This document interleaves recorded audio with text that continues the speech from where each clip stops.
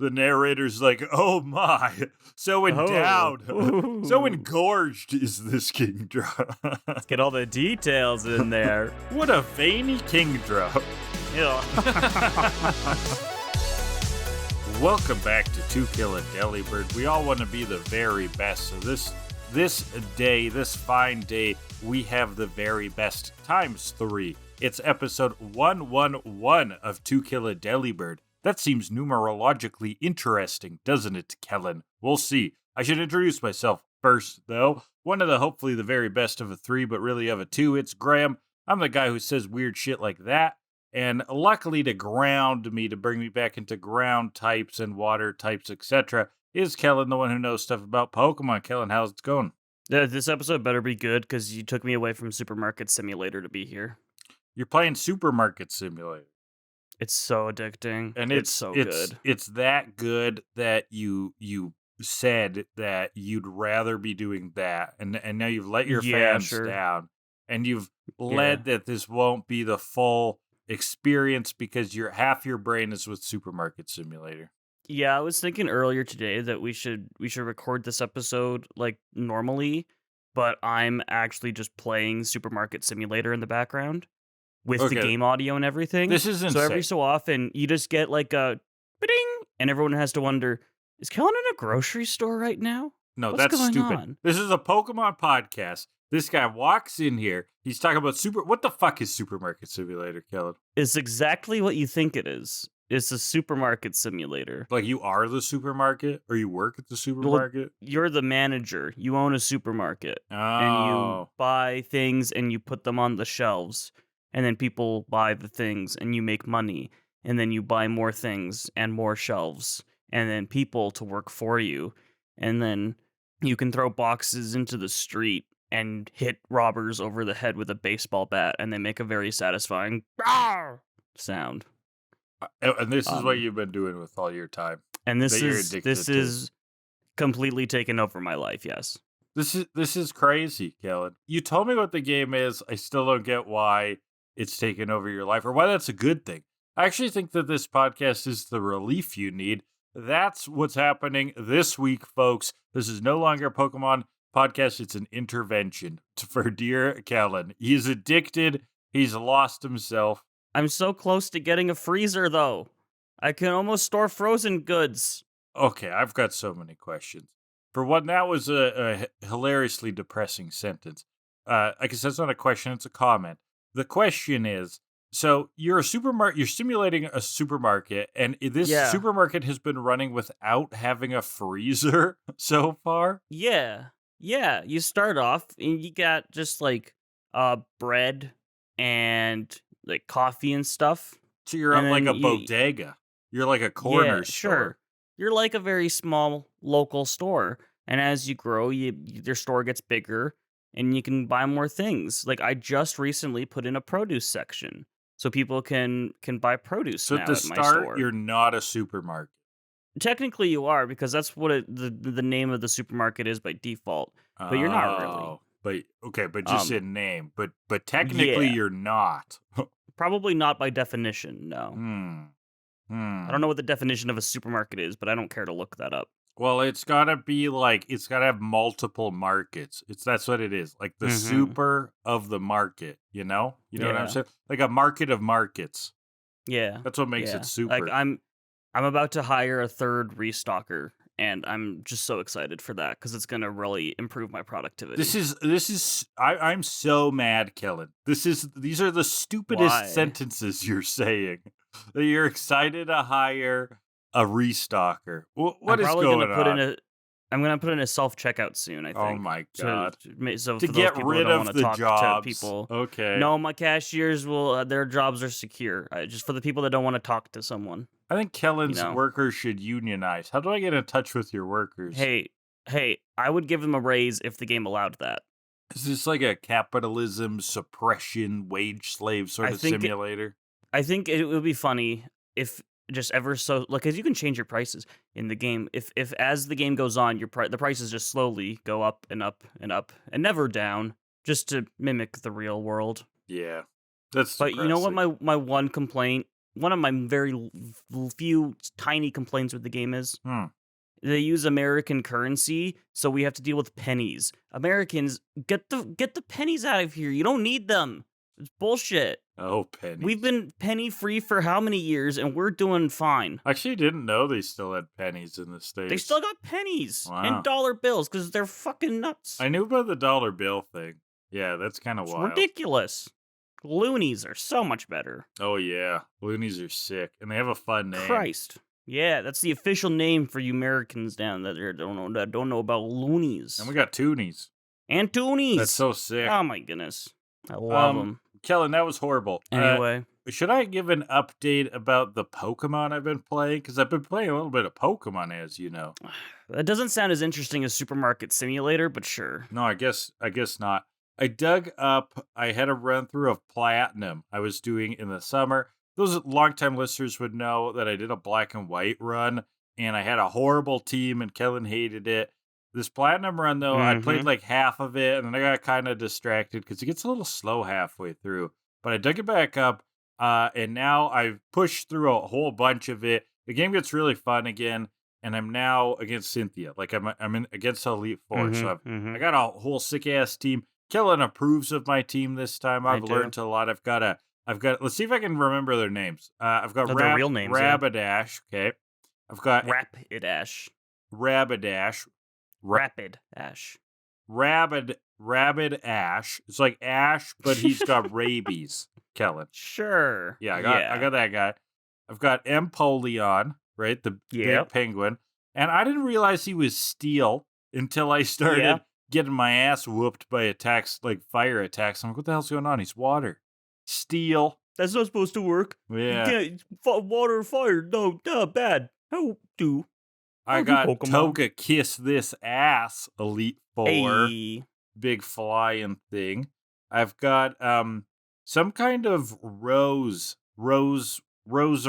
Is that it? There you go. Oh my god. I've got Gardevoir, and I remember that name for reasons. And what the fuck was my sixth one? Okay. Was it just a it was Lightning Man Dog. Luxray. Luxray. Yeah. There you go. Yes, you did it. Congratulations. I did it. I got their real names. Wow. That's growth. Wow. Man. I'm so proud of you. Thank you. Now the question is, will you remember that in a month? No. My bet is no, for sure. Anyway. First time playing Platinum is a fun game. It's very good. Like I said, I think it gets pretty slow in the middle. There's like a long stretch with fog and shit where it's just like, oh my god, this is boring. Oh yeah, the fog sucks. The fog sucks is terrible. But then it gets pretty good. Some of those story segments, like in Mount Coronet, that's a lot of fun. Yeah, and Distortion World. There's a Distortion cool. World. Exactly, that's what I'm getting at. Distortion World was extremely cool. With the big dark thing, which I caught, and I named him Night. Giratina. I named him Nightman, like from It's Always Sunny. Nightman. Not Trash Man. Or He's the Trash Man. Dayman. Wait, do you not know the Nightman part? No, I know the Trash Man. Oh, okay. What else do I gotta say about Platinum? Well, I'm gonna try some more Pokemon in the future. I've dedicated to actually learn some about the different gens, play them. So me and Kellan actually got to meet up in person this weekend, and I found a used copy of Pokemon Sun. I've never played any from the Alola, whatever gen that is. 7? 7. I've never played any 7. So I'm going to try that after Platinum as well, and I'll report back to the podcast how that goes. I like Sun and Moon. It's rough in terms of replayability, because there's a lot of text. But it's fun. I enjoyed it. I'm going to skip the text. That's just the worst thing you can do. But you just said that it's annoying. You just implied it's annoying. In replaying the game. Oh, but the first Not time the first time. I got to read in a Pokemon game? How dare you? Yeah, well, they've never had fucking voice acting. You've always had to read. Yeah, but usually they're just like, guy pops up and he's like, "Are you a girl or a boy?" See ya. Okay, you don't you don't need to read every trainer's dialogue, but like the story, keep on track of the story. Okay, there's a lot of story in that one. Sun and Moon is definitely the first story. It's the most story focused, I would say. Oh wow. Okay, wasn't expecting that. So, interesting. Yeah, Now, that's why there's so much dialogue to skip through on a second playthrough, and that's why that's annoying. Well, I'll report The more back. you learn. This just sounded less fun. I just wanted to get an Incineroar and have him suplex people. It's pretty cool. Yeah. Yeah, it's pretty cool. Big fire cat, love that guy. Fire So cats all the way. Mm-hmm. All right, Kellan, I got a thing planned here, but first off, you're gonna tell the listeners what episodes we are reviewing this week. Oh, I could do that if I were so inclined, and I guess I am. So today we're looking at episode 218, Dueling Heroes, and episode 219, The Perfect Match. We're finishing up the Whirl Cup today. We are, and the winner of the Whirl Cup gets the title of Alpha Omega. Okay. Water Pokemon Alpha Omega. Water Pokemon Alpha Omega. And I thought that was a weird, over-the-top, A dumbass slightly title. stupid title. Yeah. It's kind of fun by how ridiculous it is, but so I wanted to think up what are the top 10 alternatives they could have gone with. These are the top 10 I'm down. Go for it. titles that they could have handed out at the end of the World Cup. Number 10, they really good. It could have been the really good. Thought there was more coming. I want to be the really good. I want to be no one really ever good. was. Yeah. Number 9, well, they could be the honorary title of better than if they were worse. Oh, yeah. It's just self-contained truth. Very nice. Yeah. And today was yesterday's tomorrow. Oh, So God. Sound like you Beatles go. lyrics. So deep. tomorrow will never come. It's a relative term. We're not getting there. Isn't that haunting? All right. It's Bo Burnham. Yeah. Number 8, seasonal winner. They could have been the seasonal winner. Yeah. Do they get seasonal depression? And can purchase seasonal fruit. Yes. They're the Can only they take people on mine? the planet who can do that. Oh, very good. Everyone's got seasonal depression in Canada right now. The whole country. Yeah, it's not really caused by a season though. It's more so caused by a person. Oh, that's what you're getting at. I mean, it's also Yeah. caused by a season. It's been damn Oh. cold. Oh, I mean, we're Canadian. We're bred for this, baby. Okay. I know a lot of people who still hate it. But anyways, number Get good. 7, the Slamma Jamma Rama Kablamma. I'm into that one. Yeah, me too. Yep. I mean, I want to see that etched on a belt. You know, way back when we said that if we ever had like an in-person like event, like a live TCAD, we would make up a sport that uses 4-pro rules. I think that should be the title we give out to the winner. The Slamma Jamma Rama Kablamma. Yeah. Yeah. Yeah, I mean, that's just a solid title. Yeah. Yeah. All right, number 6, the Supreme Enchilada. I mean, it sounds like a Taco Bell order, but it'll fly. Also known as the Nito Burrito. Or number 5, the Big Taco. I think these are I all could go for a equally Big as Taco. good. I mean, can't we always? Yeah. Just always. slice me off Always. a big taco. Off of the taco Ooh. tree. Just fresh. Break me off a piece of that. taco bar. Yeah. Number 8, the world turns to ash. Remember that line from Pokemon 2000? That now It has was so become bad a we went title. back to number 8. Yeah. Did I say 8?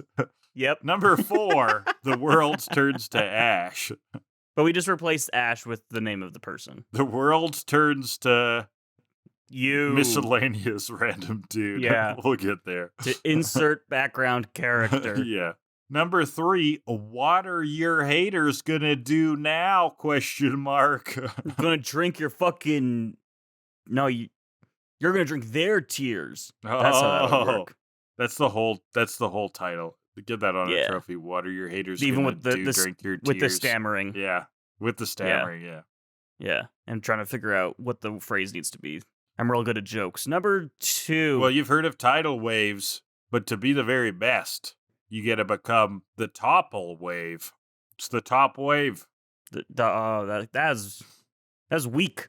Weak for number 2. Give me number 1. It better be good. This will redeem it all, Kellan. We're at the end The Pokemon Water, Ruby, Sapphire, Emerald. We're at the end of the Whirl Cup. It was right there. They could have snagged it out of the air. You become the world champion. But WHIRLED. Exactly. Yeah. Bingo. The world champion. It was right there, Pokemon. And what do they win? A copy of Waterworld for the Virtual Boy. and it all comes full circle. All Not the movie, the shitty Virtual Boy game. Yeah, all of them get their retina fried right off from Yeah. that weird red glow. Fuck. Not again. Kevin Costner will visit you personally in hospital for a Make-A-Wish thing. Ooh. So it might be worth it. Could be, depending on your priorities. Yeah. Cool. All right. Dueling Heroes? Dueling Heroes. Let's go. 218 Ooh. Dueling Heroes. We have arrived at this ancient coliseum. Ash and Misty, they're going to get a compete soon at it. They're just staring at this place, at this battlefield. What's going on in their minds, Kellan? What could their strategy be, says the narrator. Ash is sitting there just thinking, Thunderbolt, wait, fuck, I can't use Pikachu. Pikachu. Water gun. So we go to the opening ceremonies. The Whirl Islands, they've been home to water Pokemon for forever, ancient times, blah, blah, blah. There's rituals. They're kept alive and taught by Maya, the sea priestess. And she's a babe, everybody. Lady in a water outfit. She's this, sea priestess. I mean, we get zero personality from this prop of a person. Draped in robes. She looks pretty good, though, so... A nice anime character. Yes. Yeah. Agreed. Good design. Good design all around. Proper, sturdy. She's like boats. Really what we should be talking about, Kellan, is her fleet of boats. Find a woman with a fleet of boats. There's all of these Viking-style longboats around. Yeah. Yeah, they're pretty nice boats. She welcomes everybody to the thing, and then she talks about something, but I didn't pay attention to it, because as she's talking about water Pokemon, there's this image, and the image has Dragonair on it, who's not a water type. Oh. So that got me going. It also has what looks like an ancient hero, kind of. Yeah. I don't know, with the Dragonite. Very Dragon Questy looking. Interesting observation, Kellan. There's a couple factual factisms that are going to drive you nuts in this episode. There's some or in these episodes, stuff yeah. Today to go over. But she's got this magic staff too. Mm-hmm. I still don't really understand what this was about. Well, they call it the Sea Spirit. That's the name of the orb on it. The Sea Spirit Sapphire or something like that. It's just a staff. If the spirit's inside, let it out. Let it out. Apparently, and they also say something here about the ability to talk to water Pokemon through this thing. But something like that. None of this comes to fruition. She casts spells, fancy light shows. What the fuck is going on? It looks very metaphorical in all ways, but whatever. But with her being a sea priestess, Alex wants to know, do you think there's other priestesses for each type, and how would you become one? Okay, fire priest, you shave your head, and you sit inside a volcano for 10 years. It's really rough. Yeah. Rock priest, I mean, if Brock is still head of the rock gym somehow, I think you just sexually harass people. It's a corrupt institution and it needs to go down. Dark priest, you're like one of the what are they called? Moth priests from Skyrim who just go blind because they can't read or something. Oh, So all their whole worlds is dark. Oh goodness. Oh, literally dark. Yeah.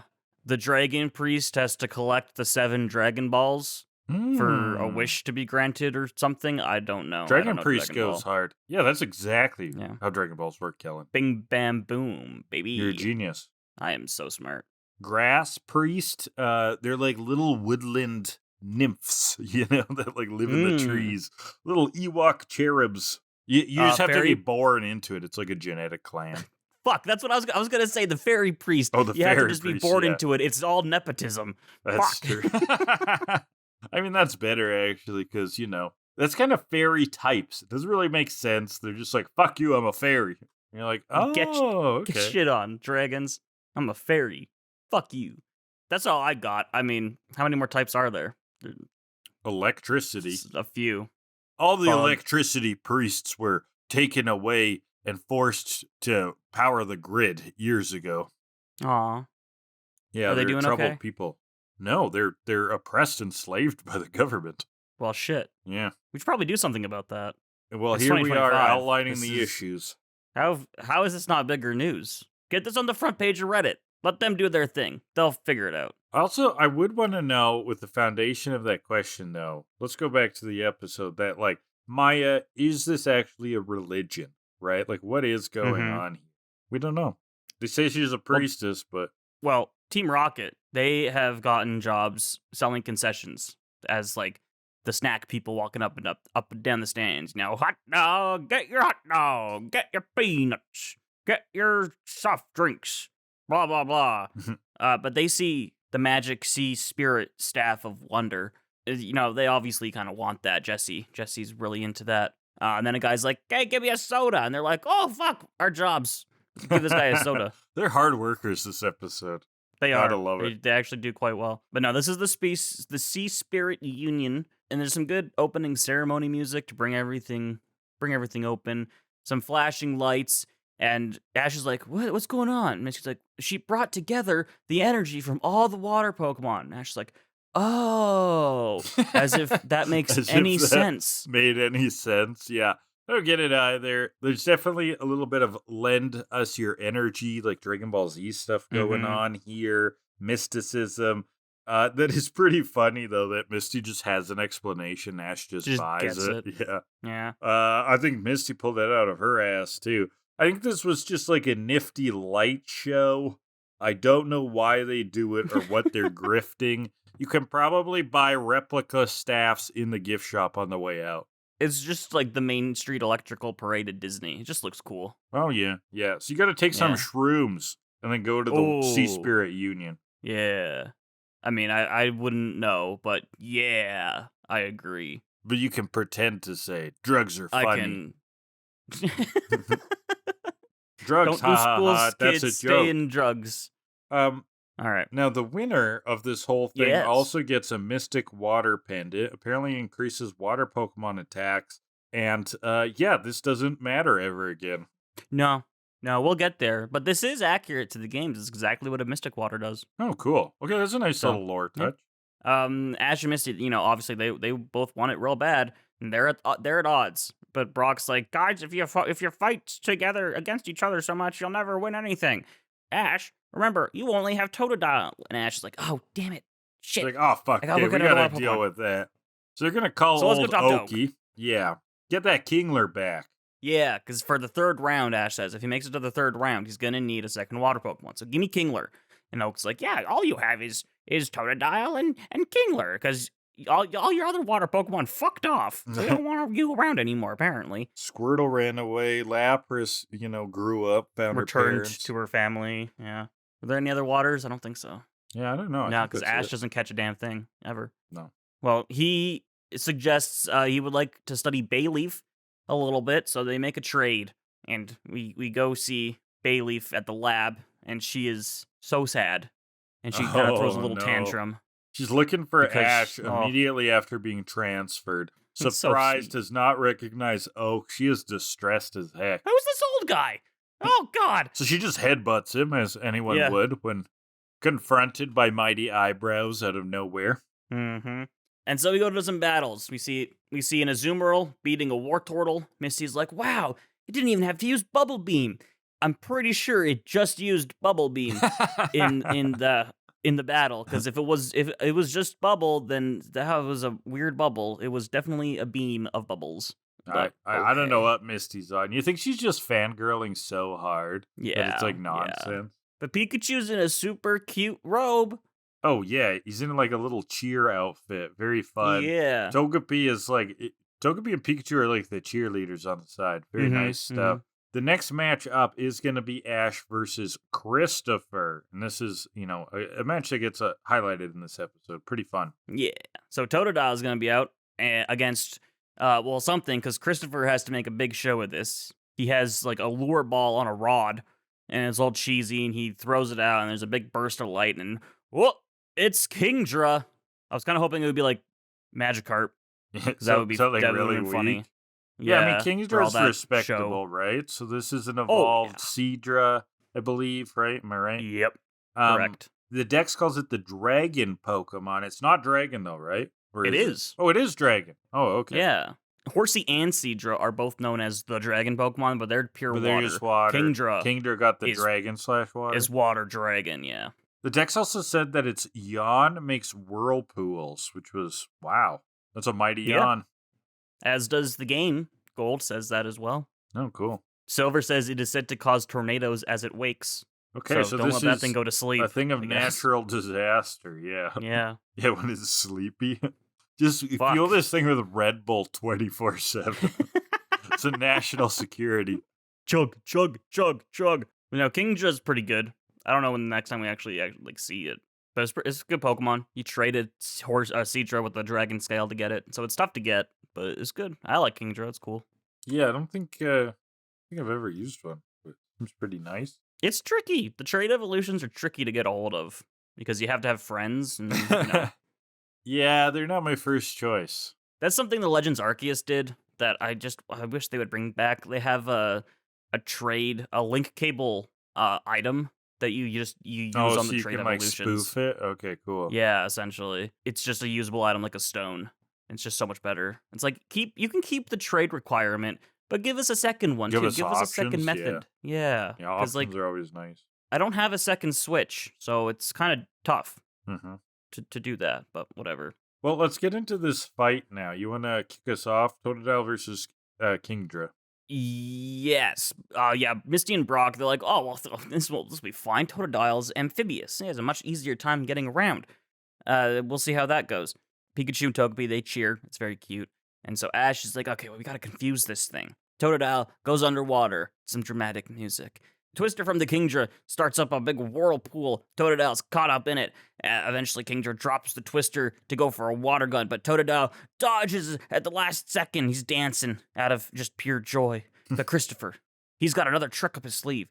Kingdra goes for a hydro pump, which does this cool little spiraling thing, but ultimately is the detriment to Christopher's battle here, because Totodile just jumps in the middle of the stream and dances across it, which was very, very funny. It was so sick. His dance moves are just going through the attack. And it's a hydro pump like we haven't seen before, because instead of like two blasts or a single giant blast or a spinning blast, it was this like vortex, this like concentric fuge of water.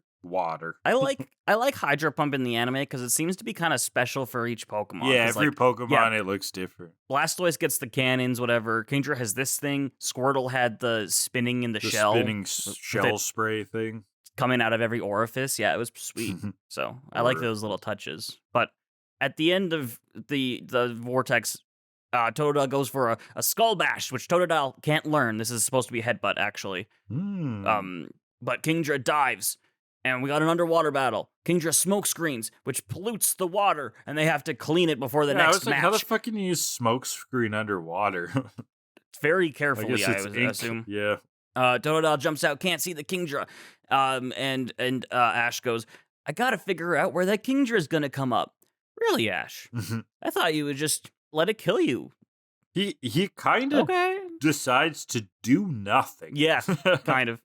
We do get a cutaway quickly to Team Rocket sneaking close to the orb here. They're criticizing each other, though, about only thinking of food. And James is like, well, it's my job. And he gets pulled away to more concession. Yeah.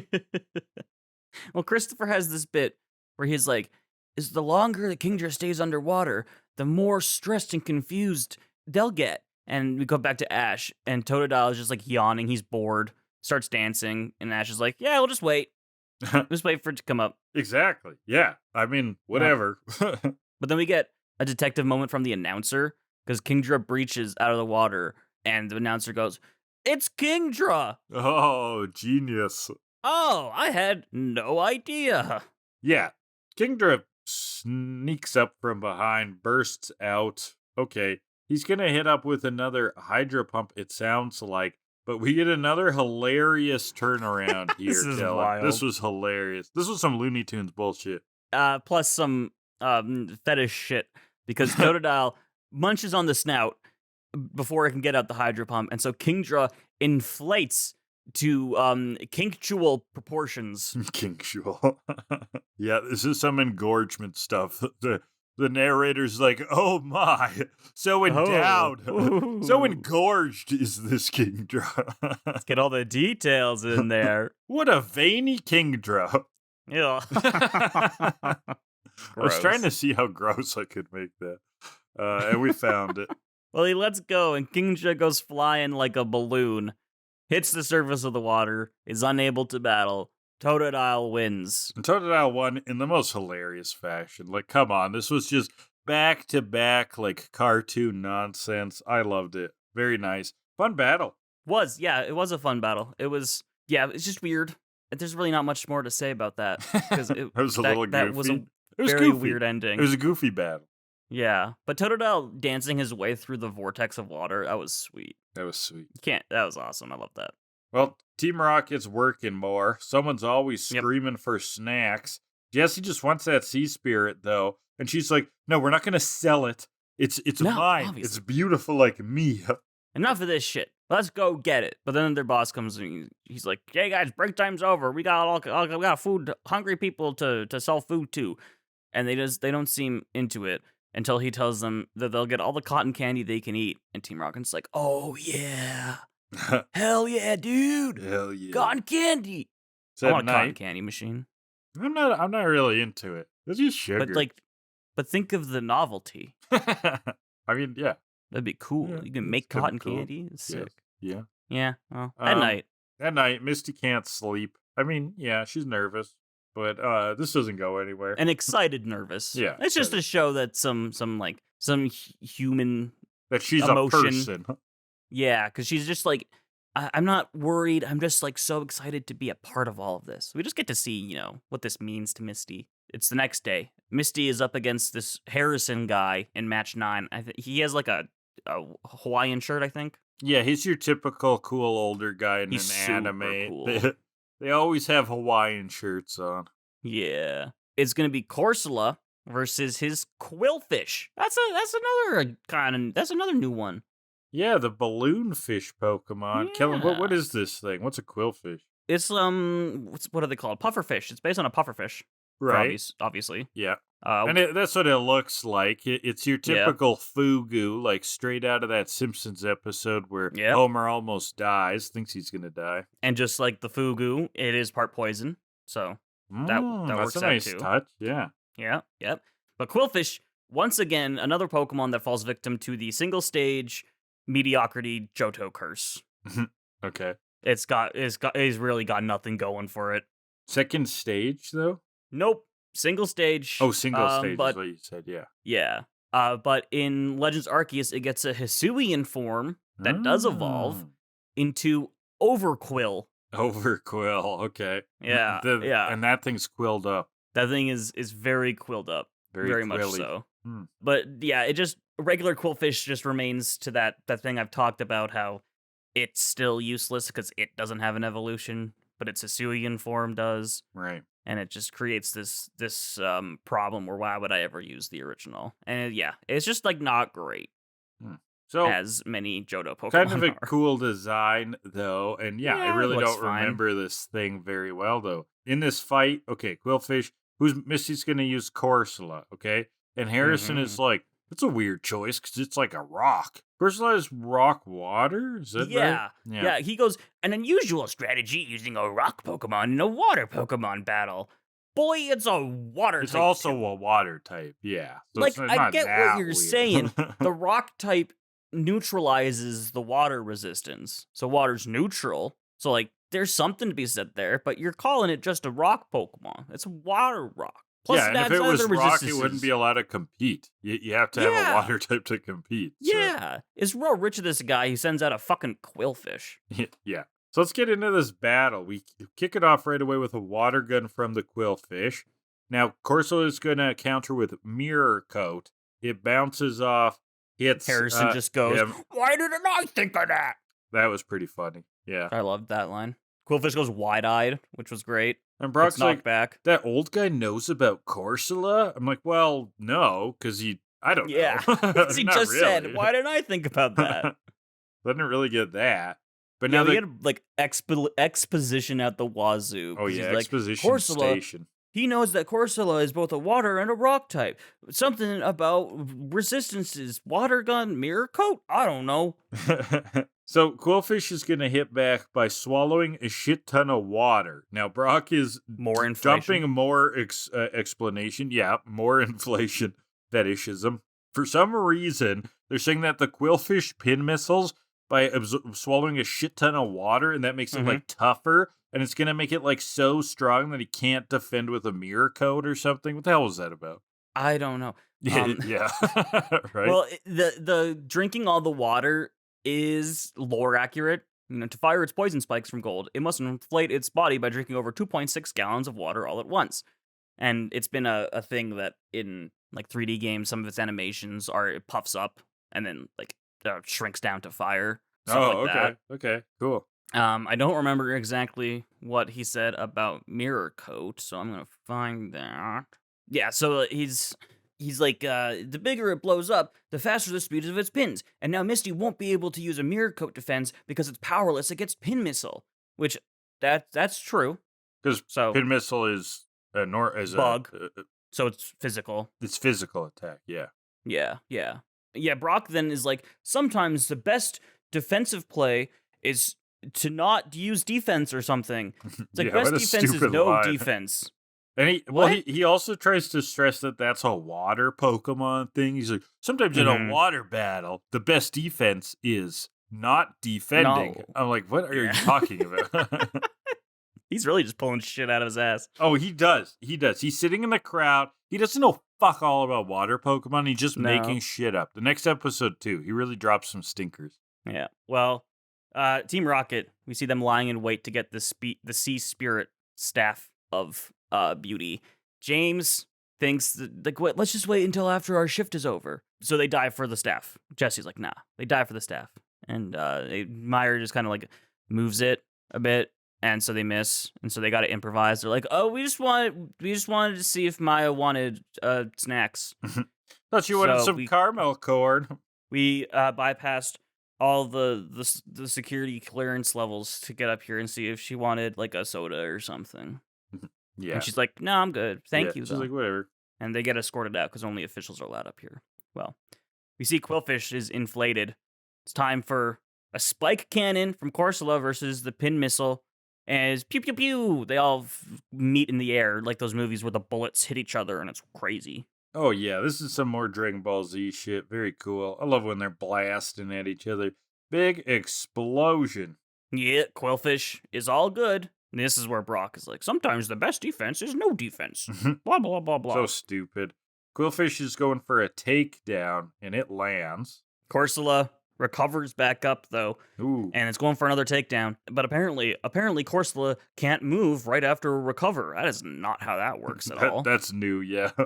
They pulled that out of nowhere. And so she just kind of takes the takedown, and when the dust clears, we see that Quillfish is stuck in Corsola's horns. Beautiful. Everyone is surprised. They're like, I haven't seen that one. That's a new one. They just go, that's new. That's new. So she swims around, spike cannons at point blank range, shoots the Quillfish right up, falls back down just like the Kingdra. It's out. She's toying Misty with this wins. thing. Yeah. Yeah. Misty gets her heart eyes for Corsola. She just loves it so much. Brock comments that Misty turned it around right at the end, kind of like Ash's style. And Ash is like, I don't know what you're talking about. What are you Lay off me, bro.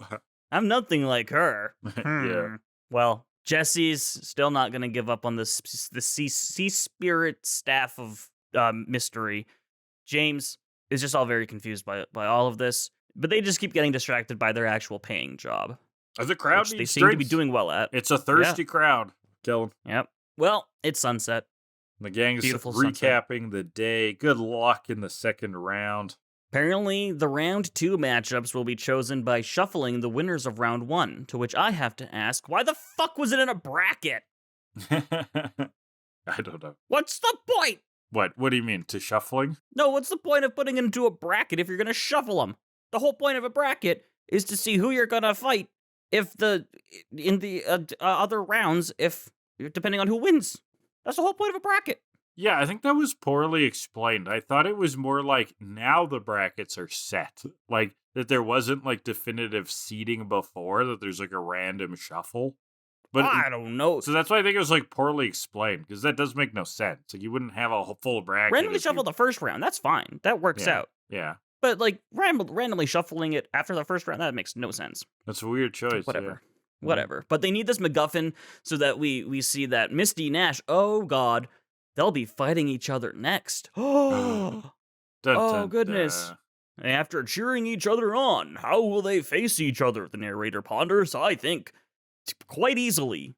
Yeah, it'll go down. It's not like their lives are on the line here. So that's the episode. All right. So my literary trope, literary hour from TVTropes.com. It's the cool old guy trope because Harrison is wearing Hell yeah. a Hawaiian shirt. What a sick dude.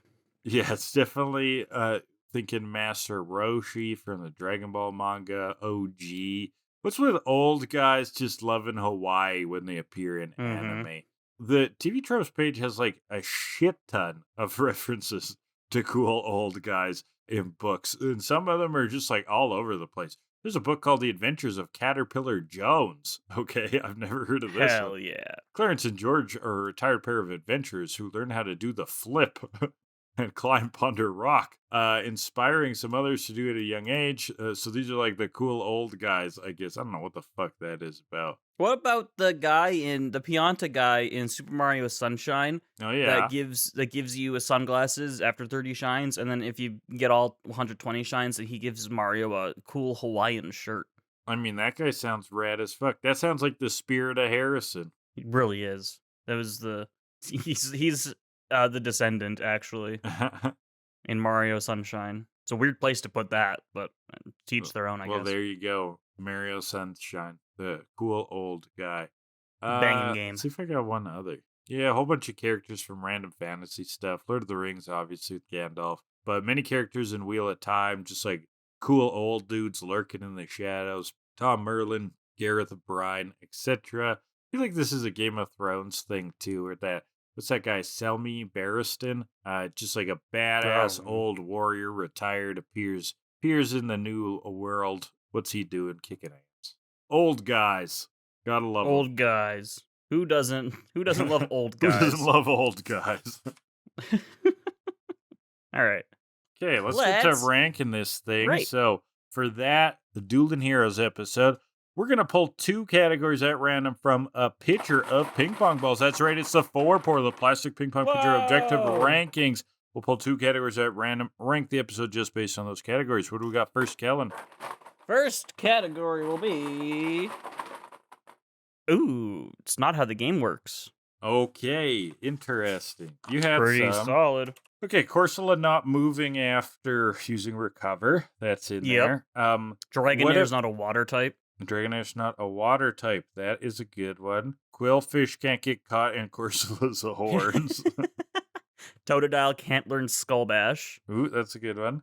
I mean, I think Brock's whole best defense in water battles is no defense thing is horse shit. The guy was like, why would you use a rock Pokemon in a water fight? It is a water Pokemon, though.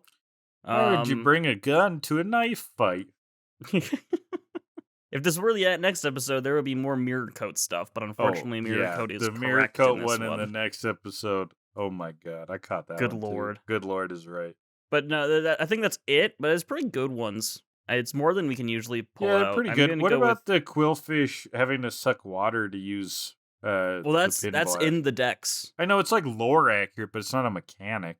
But it's in its animations too. Okay. So you count that one? I would let it fly. Yeah. So I'm gonna go 7.8. Yeah, there's enough examples for too much water. I'll go 7.3. Oh, we got way too much water. Too much water. That's 7.55 for that. Second category will be Team Rocket scheme. Capitalism.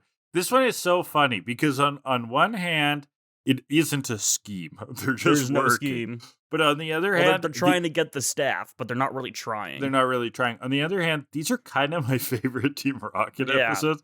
The ones where they're just working successfully. Yeah. They're so funny. So how do I rank that? Because just literally taking it as a scheme, I mean, there isn't a scheme, so it's low. But it's a beautiful Team Rocket moment. I love these parts. Yeah, but it's about the scheme, not just Team Rocket. Yeah, so but I would have to be low. What if the real scheme was with them all along, and it's their What if the real scheme are the friends we made along the way? It's their hard work and ethics. I mean, you can use your own personal scale, but I'm gonna go 3.2. I'm so conflicted. I'm gonna give a 5 because I'm like ripped in half. No idea. Yeah, I'm Well, that's a stretched between 2 4.1 worlds. for that, which kind of brought it down because Dueling Heroes gets a 5.825. Okay. I mean, honestly, quite average. this episode was pretty good as an action episode. It was very fun. It went by quickly, cool animation, fun episode. I also enjoyed The Perfect Match, episode 219. Ash versus Misty, who will win? Satoshi versus Kasumi, the big battle. Oh my god, previously on Pokemon. Yeah, blah, that's blah, the blah. whole intro is just, okay, they're fighting again. Seen. Who's going to win? So Boom. we're getting Let's right cut into it. Ash versus Misty. They're at the arena. Both thinks that the other person better watch out because they're here to steamroll the competition. Brock just can't wait. He's ready for this. Meanwhile, we hear from Jenny the word's gotten out that someone is threatening to steal the Sea Spirit's Staff of Awakening. Yeah, the Phantom Thieves have sent a calling card. This is serious. Maya does not give a shit. She's like, people try to steal it all the time. They It's suck. fine. Yeah. We'll be fine. It's okay. Whatever. This thing's magic. Didn't you see me do blue shit yesterday, Jenny? Didn't you see that cool ass stuff I did? Yeah. You think I'm I'm immortal. scared of a couple of thieves? It's literally super glued to my hand. That's right. I can talk to water Pokemon, okay? Meow thinks that they were just better off selling hot dogs. Oh, yeah, that Which was I a good agree. gig. But they're wondering, like, how are we going to get there with all the guards? They're nervous because there's a fuck ton of cops. Yeah, Jesse's like, well, with all of the guards surrounding the sphere, they won't see us coming from above. An aerial attack. Let's see if that makes sense. If they're all blind, sure. They're those like classic Batman Arkham Asylum or like Metal Gear Solid guards where they can only look straight ahead. Yeah. So if you're like any Zelda guard. Any Zelda guard, right. So if you play that Z-axis, you're good to go, buddy. Yeah. Well, back into the battle. It's going to be 2-on-2. Now, to note, this is round 2. This is 2-on-2. In the last episode, I'm pretty sure Ash said, if I get to round 3, I'll need a second water Pokemon. This doesn't work out. This doesn't add up. This is only round 2? Yeah. This is only round 2. Huh.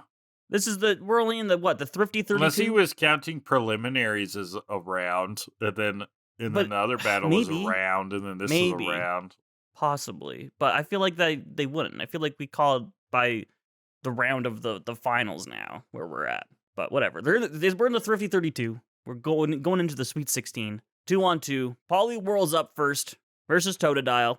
Battle music comes up. Poliwhirl, Misty's only decent Pokemon. True dat. Totodile water guns. Poliwhirl jumps, swims over to Totodile. He's supposed to bubble. Misty's like, go for a bubble. He just like swims around for like 30 seconds and then comes up in bubbles finally. But He apparently bubble creates this blasts giant pretty bubble. close up, yeah. Yeah. Totodile's getting real fucked up. All dizzy. Poliwhirl comes in, double slaps. Totodile dodges in time though, and goes for the Skull Bash again. It's supposed to be headbutt, which sends Poliwhirl flying, but he bounces off the pillar, which was so cool for another double slap. Dodging a water gun, slap. Totodile goes flying, dances a little, and goes down. Oh, crazy! Wow, Misty's 11 Poliwhirl. It was a good fight. It was a good fight. Yeah, I feel like Poliwhirl is smoothly animated often. Poliwhirl is good to watch because, Fists of Fury, right? You get that sort of like kinetic-ism of watching sort of like a fighter, but then they have all of these like how they animate like it's bubbles and stuff. They're not really bubbles, they're like energy blasts, which is kind of fun. It's sweet. So now it's Kingdra time. Poliwhirl gives everybody a nice dab. to show that he's ready to go. Yeah, Fortnite dances. Yeah. Team Rocket is spying again.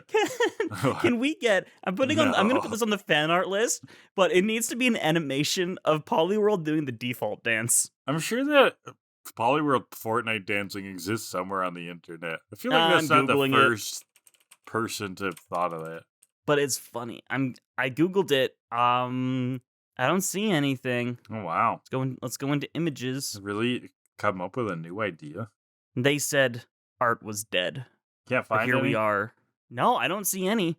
Someone get on it. Business opportunity. Animate a default dancing Poliwhirl, and please, for the love of God, let me use it on Twitch. You will get credit, obviously, but it'd be so funny. Well, Team Rocket's spying again. Team Rocket's spying again on their beloved Sea Sapphire. They don't do anything though. They say, I know, this scene doesn't go anywhere. They're like, the guards will learn why we're called Team Rocket. Why are we called Team Rocket? Okay, that's it. I don't know. So back to the battle. Yes, round 2, right? Poliwhirl versus Kingler now. Poliwhirl bubbles. Kingler blocks it with the what's it called? The claw, and jumps for a crab hammer to the water, which this was so cool because it creates these big waves on the side, and then the ball of energy just goes right through the center. Fucking wild. This is actually frame for frame what it looked like when Moses split the Red Sea. Fun fact. Hey, there you go. This is Kingler Moses. I mean, I feel like this makes absolutely no sense when compared to the games, because I feel like Crabhammer just means that you're hitting it with the claw. Yeah. But I'll allow it because it was so cool. Oh yeah, this is Moses Hammer, the new version. Mm-hmm. It hits Poliwhirl pretty hard and causes a bunch of whirlpools. Pikachu has now changed into a pink robe. Mm-hmm. Just good note there. More cheering action. The tide has turned. Ho ho ho. Pun. Poliwhirl's caught in the wave. Goes for another crab hammer. And Poliwhirl goes flying. It's out. It's 1-1 as the whirlpools dissipate. In a nice detective moment, Misty yells, "Are you all right?" to the Poliwhirl who's got X's for eyes. Dead. No, he's not all right. He's got an Ash is his very glasses. pumped. He can't see without his glasses. So Misty's going to use Corsola again, like last time. But wait, no, she's not. What a twist. Shit. Psyduck comes out making it official, and Psyduck is drowning. Drowning? The commentator is like, and she uses a Psyduck who appears to not be able to swim. That is a controversial move. It's a bold strategy, Cotton. We'll see if it pays off. And Brock is embarrassed for Misty. Oh, he's like, God. oh. I just love that. The announcer just thinks this is some weird intentional strategy, yeah. Clearly not. Oh. Well, but he's good to go. Ash is like, I came here to win, and that's what I'm gonna do. So he's gonna fully take advantage of this situation. Yeah. And Kingler goes for the front stroke, whatever you call it, with his claws. That actually cool looked too. terrifying in a way. Sequence. Yeah, it was cool. It was cool. It was like, whoa, if I saw a crab moving like this, I'd be actually kind of freaked out. He's going so fast, just pulling through it with these long and it's claws. menacing. It's menacing, yeah. Quite. And we see it from the front. He's coming right towards us, and then we see where his target is: Psyduck's ass. He's gonna eat that thing, boy. Eat it for dinner and leave no crumbs. Oh, gross. So moving so fast, gets in there. We got a vice grip. And this was immediately, I knew what was coming when this happened. What was funny though, by the head. What was funny though is I was watching with my wife, okay?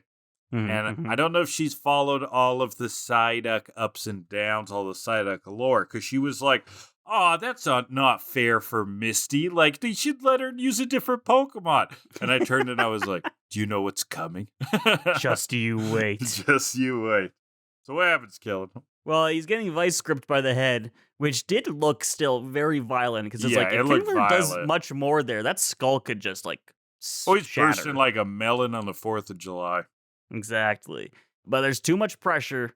It was a big mistake, because Psyduck starts to glow, and Ash is like, okay, Kingler, let it go. And Misty's like, no, confusion. And we get that close-up shot of Psyduck where his eyes go all blue, and he's like, sigh! And it looks fucking awesome. I love and God confusion Emperor Psyduck. Yeah. blasts Kingler straight back into Ash, knocking him out. Misty wins the battle in this awesome Psyduck There's sequence. something so sick about a duck who's stupid, but when he gets a headache, he becomes God that I love. That is, I mean, that's not really a concept many people would think of. I know. And so There's a lot of twists and turns inherently, in that sentence. I think it is pretty cool. Yeah. Yeah. I think you're right. So Misty wins. Good job, Misty. Togepi's cheering. Pikachu is a little confused, I think. Who do I root for? It's a little befuddled about what just happened. I think everybody else is a little bit. Yeah. But with Ash's loss here, we have a question from Tristan, buried under 16 inches of snow, to which I say, child's play. If Ash had beaten Misty, how would you each have written the episode? Because he doesn't have any water Pokemon. If Ash had won, like, what would he be done next, or what? Yeah, he would need more Pokemon? Oh, because it's possibly next to 3v3 or what? I'm not entirely sure. Let me look at the full question. So I'm just paraphrasing. He was allowed 3 in the next round, apparently. I don't remember when it said that. I think he would have groveled to borrow something from Misty. Is what I think he would have done.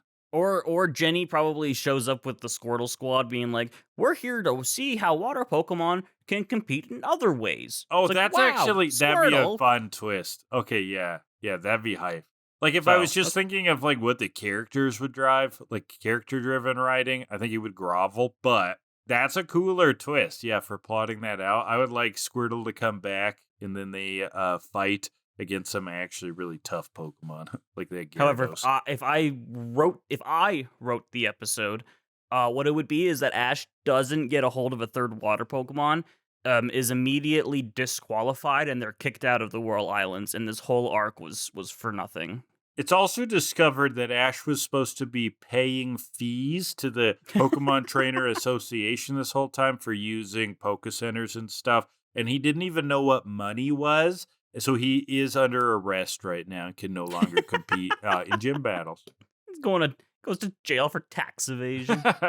Yeah. Oh, Ash. That's the arc between Gym 7 and 8, actually. That's why it takes so long. Eventually. It's because Ash has to break out. Every day he scratches a little bit behind the poster of Joy with a spoon. Why does Ash have a Joy poster? It's a very famous movie reference. Don't worry about it, movie boy. Brock would have a Joy poster. Ash would have like a burger poster. Well, I needed a poster of a woman.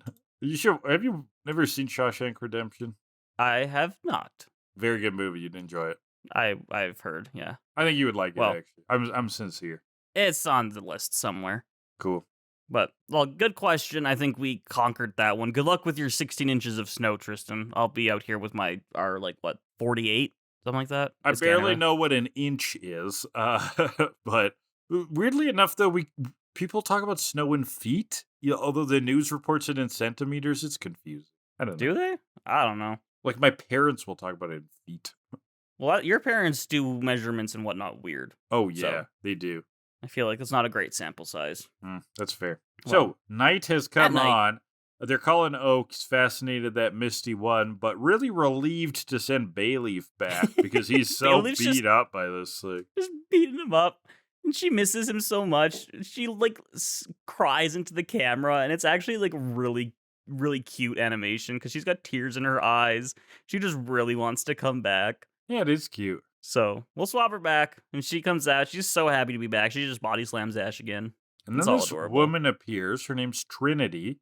Okay, the winner of match 6. Is also a winner right now. She's fighting Misty next. Wants to compliments Misty. You're doing great work, kid. Don't go easy on me. So introduces herself friendly. Kind of, nice little. That was a nice gesture. Yeah. And when she walks in, Brock's like, "Oh, woman, I know you. You won. You're the winner of match 6.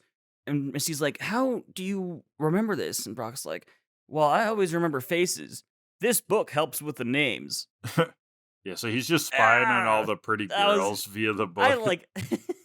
I thought that was funny. He needs the book to help with names. Yeah. He needs to write it down. Well, it said we found their names. He hasn't been introduced to this person yet. Well, this is Trinity, so he writes it down. They'll be facing each other, her and Misty, in round 3. I just said all of this. I said that exact same thing. I missed it because I was thinking about Brock's joke. Sometimes he doesn't trust me, folks. I was thinking about the Brock joke you missed. I was listening for that. I gotta go in order, or else it throws a wrench in things. Mm-hmm. Third round. We're in the Sweet 16 next. The winner goes into the semifinals, which is not true because that would be the top 4. Yeah, that's true. And we're going into 8. But whatever. Trinity versus Misty. It's the same rules, 2-on-2, so I guess he wouldn't have needed a third Pokemon. Poliwhirl's gonna be up against Big Bad Gyarados. Misty's very spooked. Team Rocket's spying still. Jessie has a plan. She looks really nervous, though, so maybe not. We'll see. Back to Poliwhirl versus Gyarados. Kick it off, Kellan. Poliwhirl goes for a bubble. Big Bad Bubble against Gyarados, who hyper beams right through it. Hyper beams the poor kid. Killing Poliwhirl in one hit. Yeah, so Poliwhirl's gone immediately. Okay, this ain't looking good for poor old Misty. Let's go to Corsola. And this is where we get a very weird dialogue. Ash is like, that's a good call, right? Because Mirror Coat. And Brock is like, Mirror Coat only works against water attacks, and a Hyper Beam is normal. No. That's not even correct. What all is wrong with that, Kellan? There's like multiple things that are wrong. Well, Mirror Coat does work on water moves because they're special. Hyper Beam is not affected. No, but it says it only works against water attacks, so that's false. It just works against special attacks. That's false. Mirror Coat works only on special attacks, which he's partially correct because Hyper Beam in Gen 2 was physical, so Mirror Coat would not have worked on it anyway. But the reason why it only works on water moves is total fucking bullshit.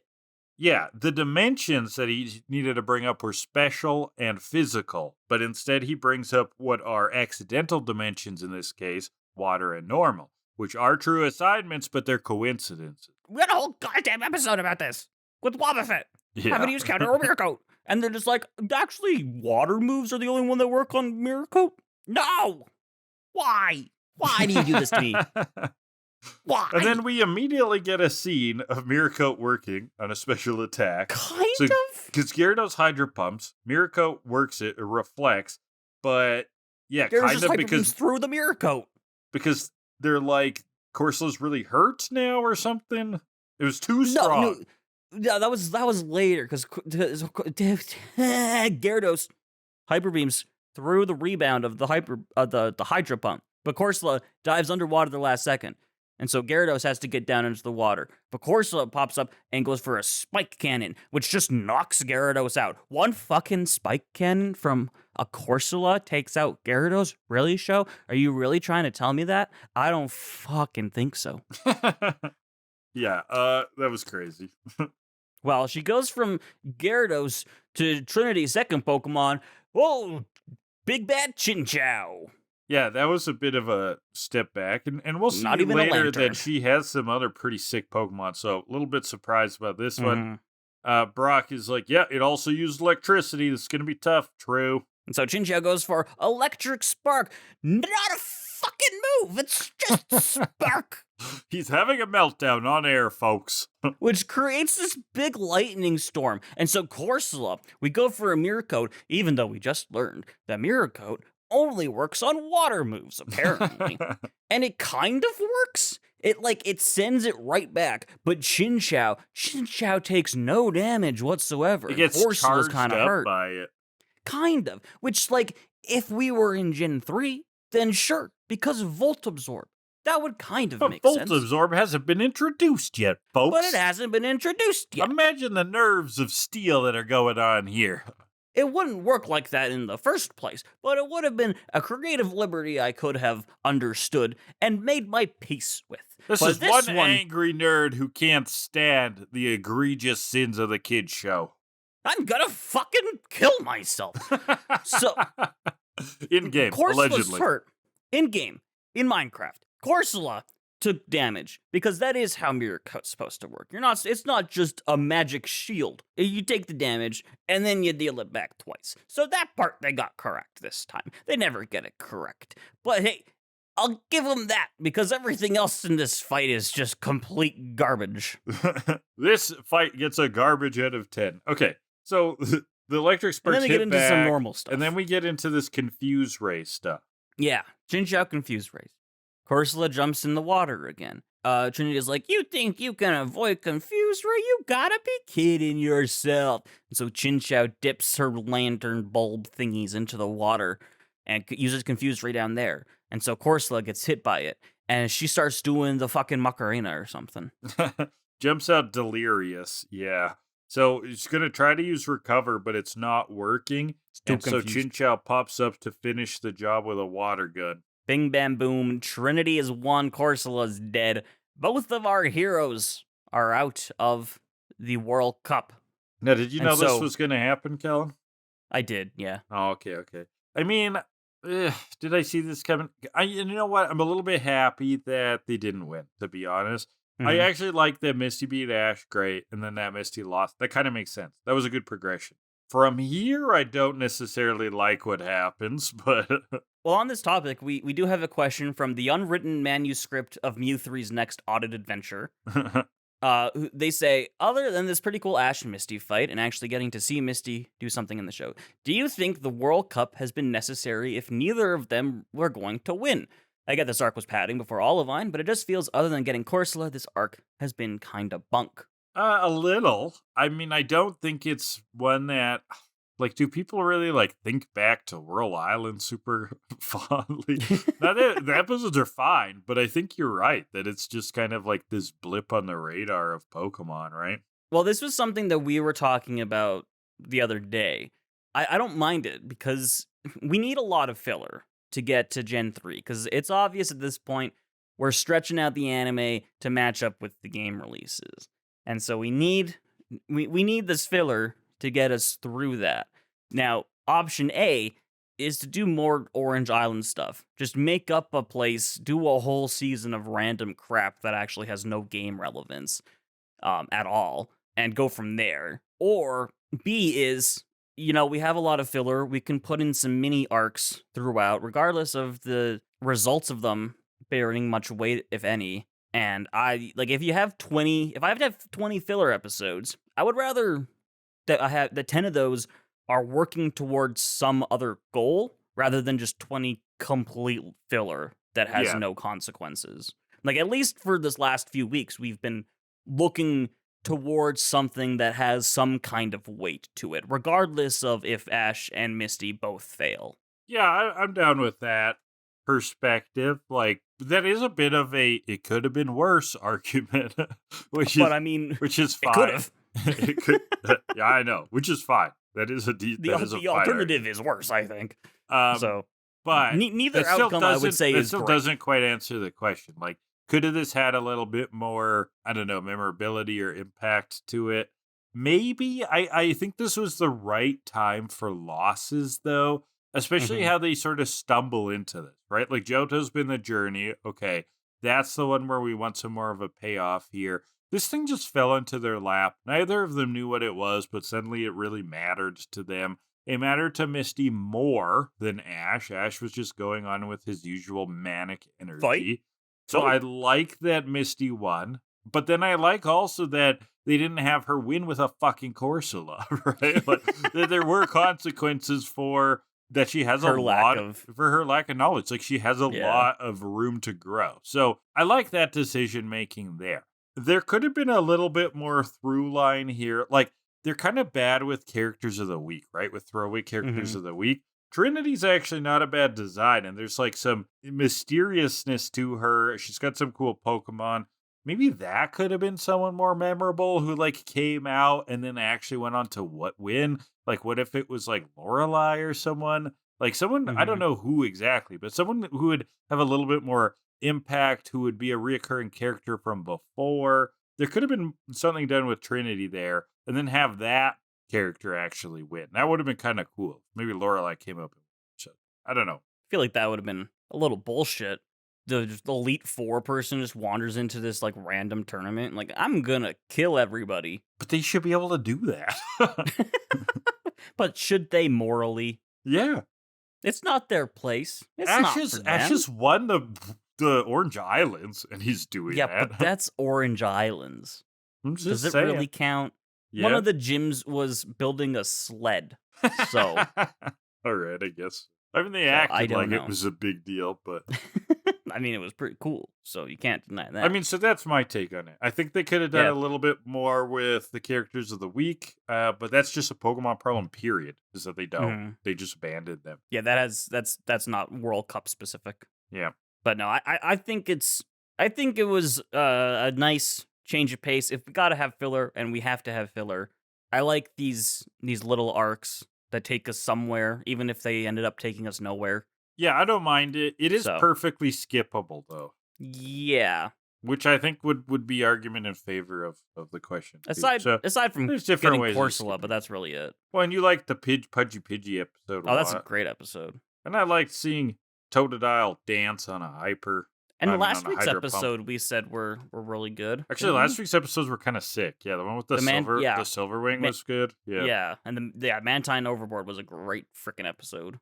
Yeah, and Octillery was kind of a funny, like, it's weird that this thing evolves into an octopus. Shoulder shrug. So let's make an episode about that. So yeah, all right. Well, yeah, I think we got that. It's enough Well, waffling.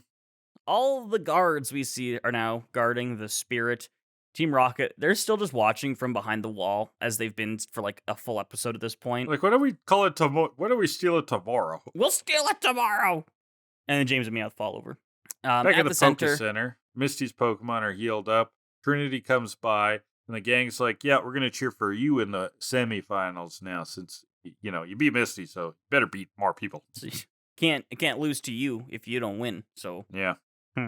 Well, it's the semis now, which, again, shouldn't be. I believe this is the final 8, as we are led to believe, the Elite 8. So it's Trinity's match against some guy who has a Feraligatr versus her Golduck. Ooh. Yeah, Golduck looks cool. Togepi, however, spots a Team Rocket balloon up above. Shit. And Team Rocket's dropping an anchor, they're fishing, really is what they're doing. They say drop the anchor. They're going after the Sea Spirit, okay? So they have this, like, fishing rod, line.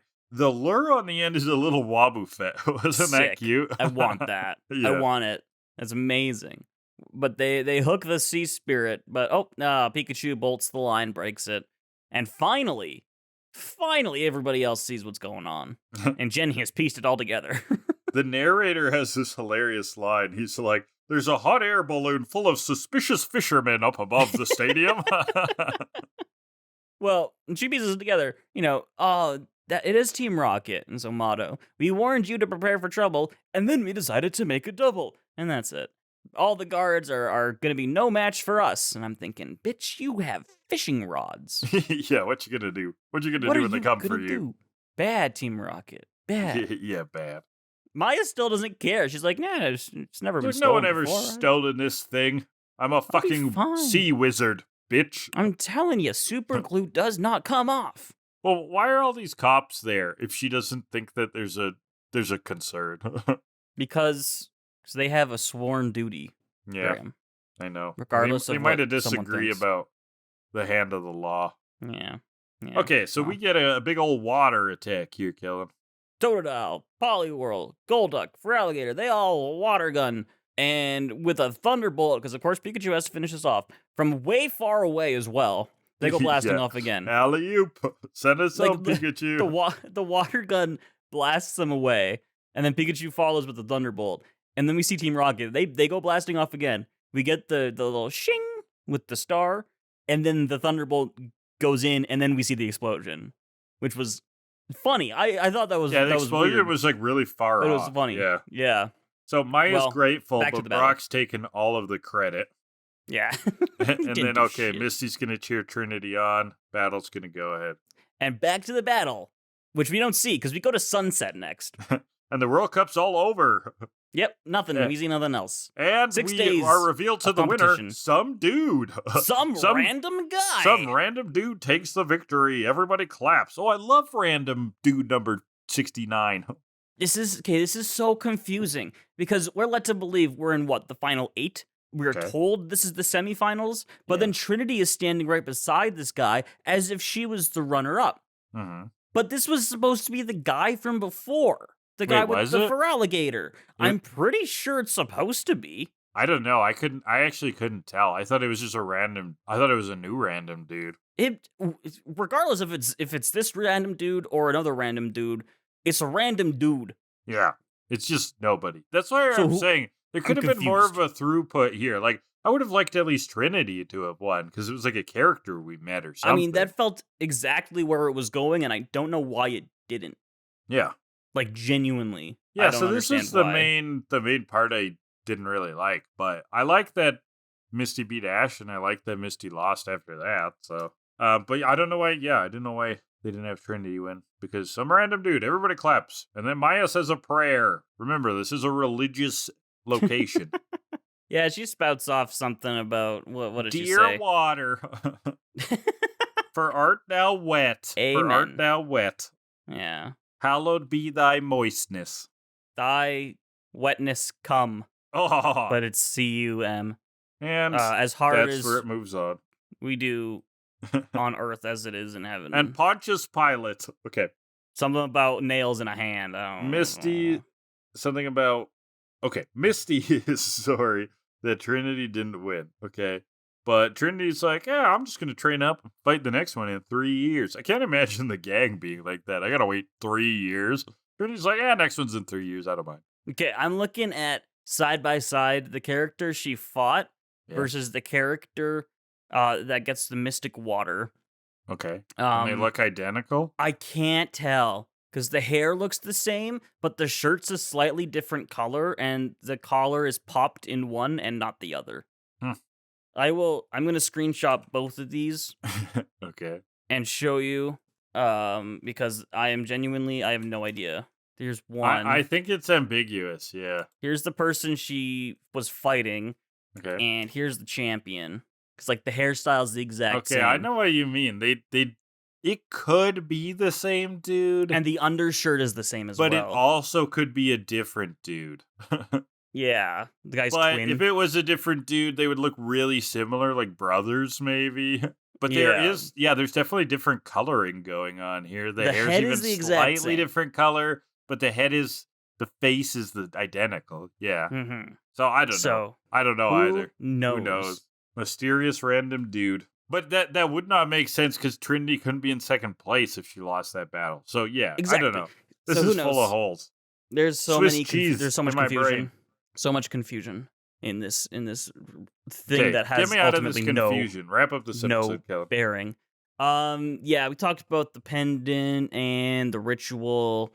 They're talking the next day, overlooking the stadium. Trinity's like, yeah, I don't really care that I lost. I got 3 more years. There's another one in 3 years. I'll learn before that one. It'll be fine. And Misty's like, man, I fucking love water Pokemon. I fucking love water Pokemon. God, I love water Pokemon. More than ever, I realize this, that I love water Pokemon. Oh, And then the man, I love narrator- water Pokemon. Then the narrator something's be like, it's something about valuable experience. They'll Well, they learn said, things from this. Ash, blah, Misty, blah, and blah. Brock got valuable experiences. My wife goes, what the fuck did Brock learn? To learn, I don't know. to learn women's names more. Oh, more. Yeah. Okay, So he doesn't have to write them down in a book. Right. But that's the episode. What an episode that was. Well, it leads I us must right say. into a nice trope for Literary Hour, the anti-climax. This is where something climaxes, but it kind of doesn't, okay? And that's Don't like... ruin your climaxes. That's Yeah, fucked up. exactly. The blue ball of the third act, all right? We've got a James Bond book, Casino Royale. There's a villain, Le Chiffre, who is torturing Bond. But before he can kill Bond, he is killed by an assassin at the end of the second Oh. act. It seems strange because, lots of Bond things are about the big buildup. So, yeah, what a subversion. And then they have to do another twist later to go back into a proper climax, but anti-climax. So kind of like this. We get losses by the heroes, and then who's going to win? Some random dude. Kind of like Anticlimax. edging in a way, you know? This episode really was the Goon Cave of episodes. Except there were no caves, so that's interesting. Plato's Cave. Exactly. Really makes you think, Kellan. Chekhov's orgasm. Chekhov's... Is the cave a vagina? Oh, there we go. Freud. Sigmund Freud. Something in there. Cigars? There's something there. The guards. Okay, we got to do foreplay before Let's we rate. do our weird exiting rant. Yeah, because that's what that that's kind of sounded like. First category. What do we got for the 4-por? First category is... Got a lot of Team Rocket going on. It's a Team Rocket motto. Okay, it was fine. Not much. There was a motto. You know what was nice about the motto? Because the chant itself was like basic, right? But there was some nice like animation behind it. Like I remember, yeah, sorta. I don't Not super memorable, but they've got like waves to fit in with the like fishing theme, and they're flailing the fishing rod around. It was kind of fun. Yeah. So the words were, we warned you to prepare for trouble. Basic. And then we decided to make it double. That was all the change to the motto, linguistically. So not much, little weak. No, but I'm going to include the animation in there, which I did a little bit of flavor. But that's it. So I'm going to go 4.1. I was thinking the exact same. I'm going to go 4.2, actually. Oh, Price is Right. Yeah. So 4.15. I'm going to play Plinko. Get fucked. I like to spin the wheel, Bob. You only get to do that if you play a game. But I'd like to anyways. Contestants, too bad. We don't, no free lunches on Price is Right.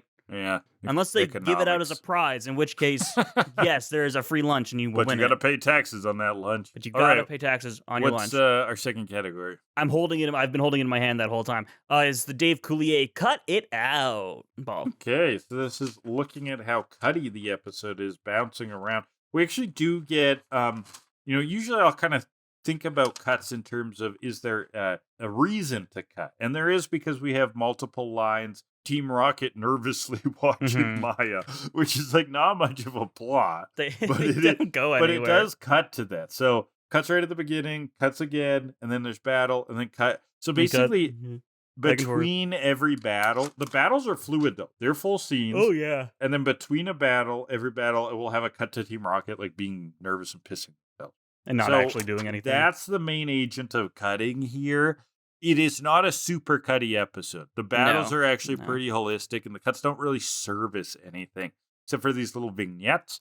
I do like the vignettes as, I guess, just a trope, right? Of having battle, funny thing, battle, funny thing, battle, funny thing. That's just good pacing. So the cuts are used well. I don't know if that will help boost you up, but it's not a super cutty episode. But there is some cutting. So take that to how you will. For me, this puts it, it's a good, effective use of cuts, but it's not a hyper cutty episode. That still puts me in 4 category, though.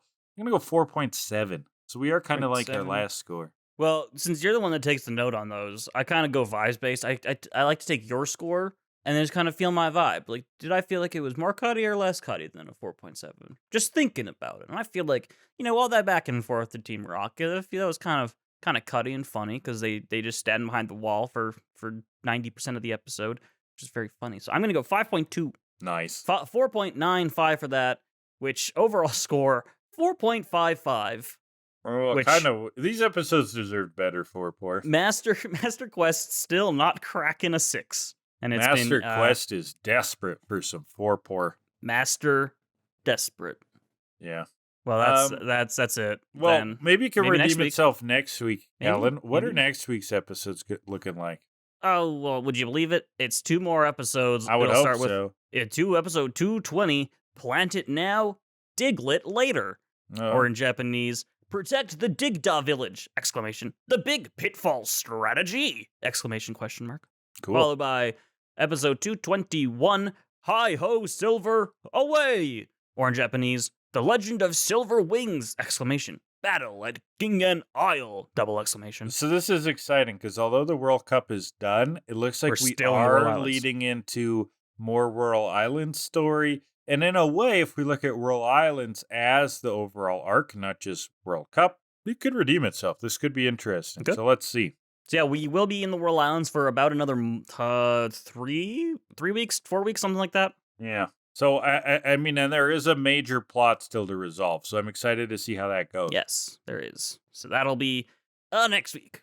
Okay, so thank you, everyone, for listening. So video versions are on youtube.com/HydraLeech. Give us comments down below. We love, chatting with you guys about the episodes. Anything you found fun in there, please leave a comment and we'll hit you back up. You can engage with us other ways. Listen to the episode if you just want audio versions, everywhere fine podcasts are downloaded. If you're on Spotify, you can interact, leave reviews that way too. Set your podcast to auto download, really helps the channel.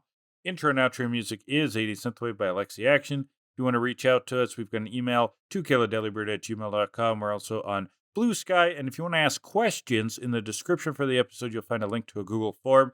Get your questions in there and we'll answer them on the next episode. Kellan runs a TikTok, Hydra Leeches, where you get some fun shorts, and then Twitches quite often. You can watch and join in the Twitch festivities. We've got a couple people who hang out in there. Twitch.tv/HydraLeech. Finally, there's a link to a Patreon down below. It's just a tip jar. Don't expect extra content in there. But if you want to help the channel out, give some money, that's you're totally welcome to. Anything else, Kellan? Like you said, come join on the Twitch. We're playing Pokemon Coliseum, doing 100%. It's a lot of fun. If you haven't seen the GameCube Pokemon games, they're fantastic. So come check it out. Unconventional. They're a little different. They're different, yeah. But other than that, Graham, what did we learn this week? This week? In my life or in the show? Today, in the episode. What did we learn about life from Pokemon? Well, we learned that, just believing isn't enough, and you actually have to know some things about Pokemon. Believing is not achieving. Yeah. Yeah. Despite what theme songs tell us. Exactly. I learned more than before that Pokemon, the show, has no fucking idea what Mirror Coat does. I also learned that this is a sexist agenda where no woman, even a fairly talented one like Trinity, can achieve. It's all about a man, Kellan. He doesn't even have a name. No. Maybe she didn't believe enough, Oh, are you saying women can't believe? No. Wow, pushing your sexist agenda, women. Can you believe that? Everything's a sexist agenda, huh? Yeah, tweet at him. It's all DEI wokeness, am I right? Yeah, ruining my Pokemon.